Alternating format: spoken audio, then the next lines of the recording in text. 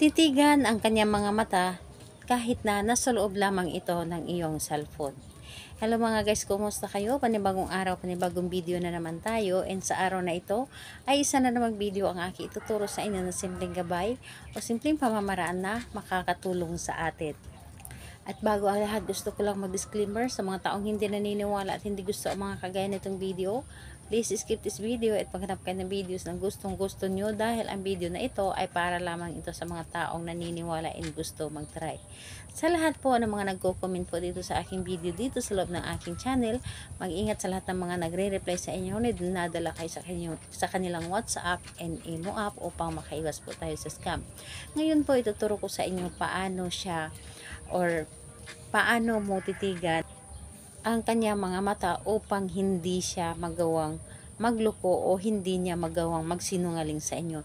Yung tipong hindi niya kayang tiisin na hindi sabihin yung mga sekreto niya sa inyo. Yung tipong hindi niya itago hanggat hindi niya sinasabi sa inyo. Kailangan or hindi siya mapakali hanggat hindi niya sinasabi sa iyo kung ano man yung nagawa niyang mali or ano man yung sikreto niya.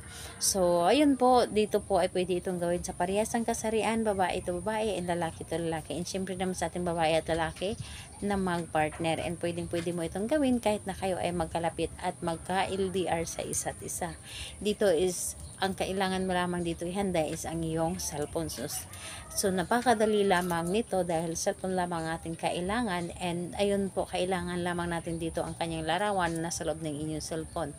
And ayun po, yun lamang ang ating kailangan. And pagkatapos mong ihanda yung cellphone mo na kung saan ay meron itong laman ng kanyang larawan, isunod mong ihanda ang inyong sarili. Kailangan i-claim mo lamang sa inyong sarili na ito ay para sa inyo. Gustong gusto mo itong gawin at hindi ka nagdududa sa isang ritual na inyong gagawin at buo ang inyong loob, tiwala at paniniwala. At kung ready ka na, pwede mo na itong umpisahan. So ang gagawin mo lamang, kunin ang inyong cellphone. Yes po, kunin ang inyong cellphone, hanapin sa inyong gallery ang larawan ni target or kahit na kumuha lamang kayo sa kanyang social media account ng kanyang mga larawan at kailangan yung tipong nakaharap yung larawan niya sa inyo. Nakaharap, dapat hindi nakatagilid. At ang gagawin mo ay titigan mo ang kanyang mga mata. So titigan mo, i-imaginein mo na yung pagkatitig mo sa kanyang mata ay tinitigan mo siya ng personal. So, para bang personal na tinitigan mo siya, dapat po ay isipin ninyo na personal ko itong ginagawa. And ayun po, para mas maramdaman niya. And titigan mo ng maigi and pagkatapos po ay kausapin mo ito. Halimbawa, sambitin mo ang kanyang pangalan tapos kausapin mo, hindi mo kayang magtago ng sekreto sa akin, hindi mo kayang magloko sa akin, hindi ka magsisinungaling sa akin at hindi mo magagawang lukuhin ako. Kung ano pa man yung gusto mong sabihin, mas maganda na sabihin mo pa na yung tipong kung ano yung nilalaman ng puso mo, yun ang sasabihin mo sa kanya.